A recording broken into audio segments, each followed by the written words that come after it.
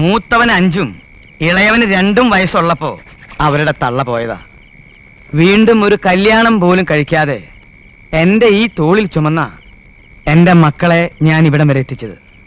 ഇപ്പൊ അവര് വളർന്നു വക്കീല് പറഞ്ഞപ്പോ സത്യത്തിൽ എനിക്ക് സന്തോഷം തോന്നിയിടോ.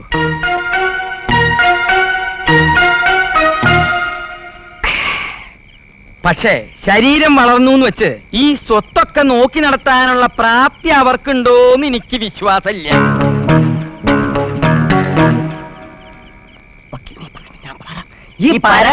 ഞാൻ പറയാം, ഈ പരസ്പരം വിശ്വസിക്കുന്നതാണ് മുതലാളി വിശ്വാസം.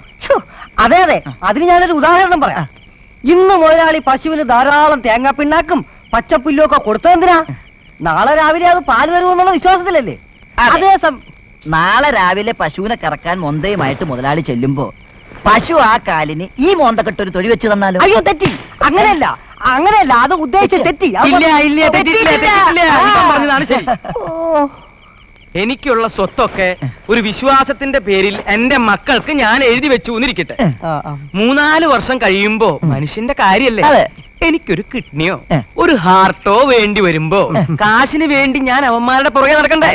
അന്ന് അവരിതുപോലെ കാലുമടക്കി ഒരു ചവിട്ട് തന്നാൽ അതിനൊരു 5-6 കിഡ്നിയും ഹാർട്ടും ഒക്കെ മേടിച്ച് ആ ഫ്രിഡ്ജിൽ വെച്ച് അങ്ങോട്ട് പൂട്ടിയാ പോരെ, ആവശ്യമുള്ളപ്പെടുത്ത് ഉപയോഗിക്കാലോ. നീ ഇങ്ങോട്ട് വന്നേ. ഈ കിഡ്നിയും ഹാർട്ടും ഒക്കെ ഫ്രിഡ്ജിൽ വെക്കുന്നതിനേക്കാളും ഭേദം നിന്റെ ഈ ബുദ്ധി നിറച്ചു വെച്ചിട്ടുള്ള നല്ല തലയുണ്ടല്ലോ, അത് വെട്ടി ഞാൻ ഫ്രിഡ്ജിൽ വെക്കും.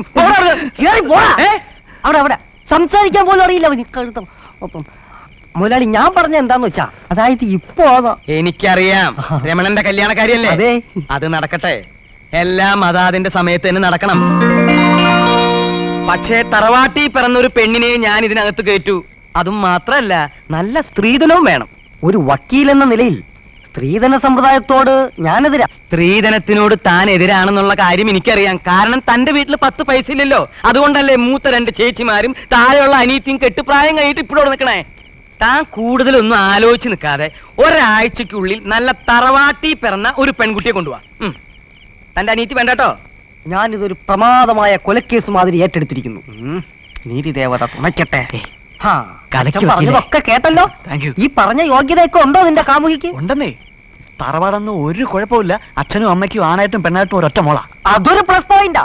എന്താ അവിടെ തന്തയുടെ പേര്? തന്നാര് പേര് കേട്ടിട്ട് തറവാടിയാണെന്ന് തോന്നുന്നു. എന്താ തൊഴില്? ജൗളിക്കട. ഗൗളിക്കടയോ? ഗൗളിക്കട അല്ല, ജൗളിക്കട, അതായത് ടെക്സ്റ്റൈൽ ഷോപ്പ്.